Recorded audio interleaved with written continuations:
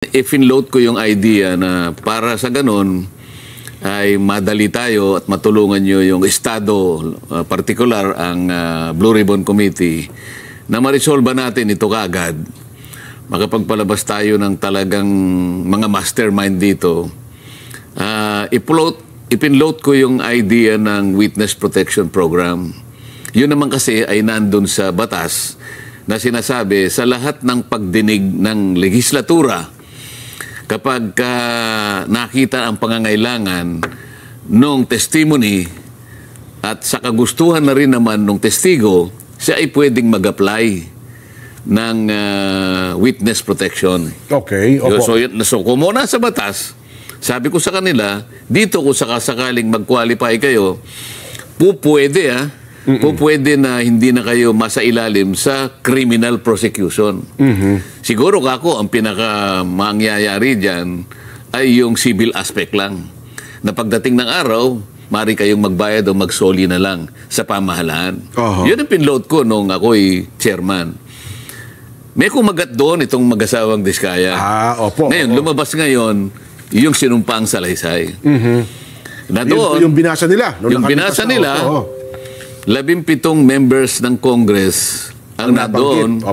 At 10 individual naman, yung iba private, yung iba naman ay kawani at opisyal ng DPWH. Opo. So yun ang nangyari. Kaya lang, dahil napalitan na nga ako, di ba?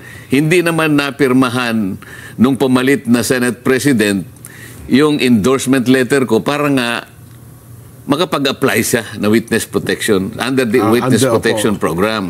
Nag-iba na nga yung leadership. Hanggang sa mapag-usapan nga na nagsalita ang ating SOJ na sinabi niya, hindi ko tatanggapin yung mga yan.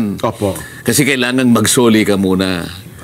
So nagkaroon ng konting problema doon at yun naman ang pinagbatayan ng bagong Senate President na akala mo yun ang totoo. So kailangan i-point out ko na doon po sa pag-a-apply ng Witness Protection Program, wala kang kailangang isoli. Para mag-qualify. Kasi nag-a-apply ka pa lang. Yes po.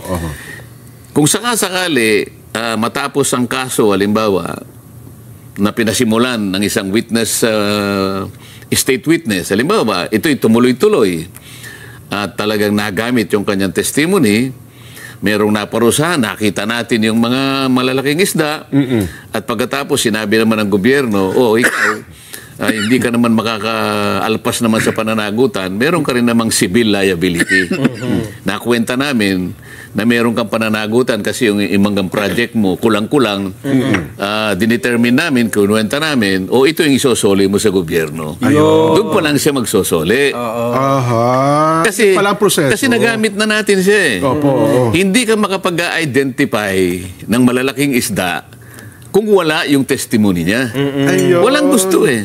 So, ang katapat nun, yung hindi mo lang siya maday-demandang kriminal. Hindi na siya kasama doon sa pagkakakulong. Pero yung pagsusoli, andun pa rin. Nandun pa rin yun. Kaya nga sinabi ko, later on, pag nag-establish na meron kang pagkukulang talaga, nung masuri, maring wala kang ghost project, ngunit yung 10 naman na ginawa mo, dispalinghado, babayaran mo ang gobyerno. Yun pala ang proseso. Yun pala ang kaso, sinabi kasi ni Secretary Remulla, doon pa lang sa aplikasyon, magsoli ka na. Magsoli na. Wala pa nga, hindi pa nga nagsimula ang kaso na isosoli niya. Na sinusugan naman. Sino magdidetermine kung magkano isosoli? Na sinusugan naman po ng Senate President. Hindi niya sinusugan. Parang ginamit niyang dahilan. Yes. Mabuti na lang, nung muling magkausap, nandun naman siya, nagdispensa naman siya. Sige, ganito na lang gawin natin. Total, nandito na ako. Pwede ko ba silang makakausap na ngayon? Hanggang sila na yung nagkaintindihan na, sige, bukas, kayo mag-asawa, pumunta na sa Department of Justice para makaano kayo sa proseso. Ito na nga po yung kanina. Ito nga yung nangyari. Ayun.